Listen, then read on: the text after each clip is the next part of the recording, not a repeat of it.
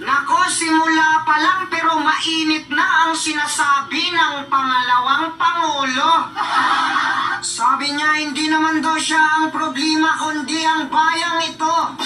Bakit siya pag-iinitan sa 2025 hindi naman siya kakandidato? Sana yung sinabi mo sa 2025 lang. Kasi sa 2028 kailangan ka ng bayang ito. Madam Sara, kung hindi ka tatakbo, sino ang aming ibuboto? Mga impakto? Pinagtutulungan nila si Madam Sara, ibig sabihin nito lahat sila mga siraulo. Kung lahat pala sila mga siraulo, sino pa ang ating iboboto? Kaya magkaisa ang mga Pilipino, wag nang bumuto. Kaya natin mamuhay ng walang kongreso. Wala naman silang naitulong sa bayan kundi puro nakaw at gulo. Kaya magkaisa ang mga Pilipino, wag nang bumuto. Kung si Andres Bonifacio pinunit ang sidula, tayo naman punitin natin ang baluta. Ang totoong problema ng bayan ay kagutuman. Tama, kagutuman ang problema. Sa totoo lang, kaya nilang bilhin ang bigas sa magsasaka at ibinta ng mura. Kaya lang sa ginagawa nila, ikaw ay mapapamura. Si Inday Sara, milyon lang ang budget pero tumutulong talaga. Tapos ngayon yung mga buhaya pa ang mag-iimbestiga. Sa kanya milyon lang pero trilyon ang sa kanila. Iniipit si Inday Sara para mapagtakpan ang ginagawa nila. Si Inday Sara iniimbestiga tapos sa inyo walang mag-iimbestiga. Ang kapal ng mukha nyo Ang sarap ng buhay nyo Malaki na nga yung sahod, nagnakaw pa kayo Illegal na droga. Tama, Inday Sara, problema sa illegal na droga. Tapos ipagbibintang sa inyong mag-ama. Yung nangyayari sa ating bayan ngayon, nakakagigil talaga. Buti pa si Busita. Sabi niya, hindi mga Duterte ang durugista, kundi ang mga general na pulis na walang kwenta. Itong mga pulis, ang galing magbintang Tapos papaniwalaan ng mga vlogger na tanga. Tapos susundin ni Marcos kasi may galit siya. Ayos yung administrasyon natin ngayon Walang kwenta. O ano pa, Inday Sara, ang problema ng ating bayan? Kriminalidad, terorismo. Terorismo. Andon sa kongreso. O ano, Raul Manuel, ang laki ng budget nyo. Grabe ang Pilipinas, pinaglilingkuran ng mga demonyo. Ito yung nagtatrabaho sa gobyerno. Pero ang gagawin niya, kakalabanin ang gobyerno. Ito yung pinapasahod natin para manggulo. So, ang bayan ko ay napakamalas. Isama nyo na to si Brusas.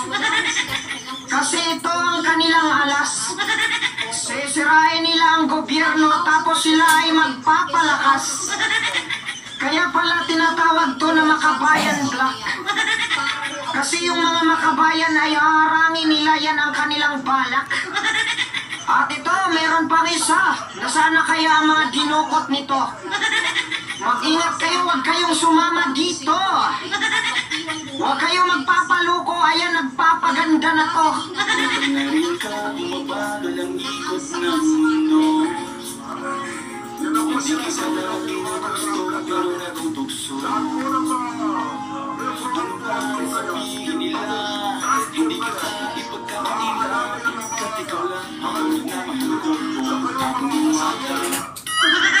Mga kabataan, huwag kayong magpapaakit. Sa mga taong ito ay puro plastic.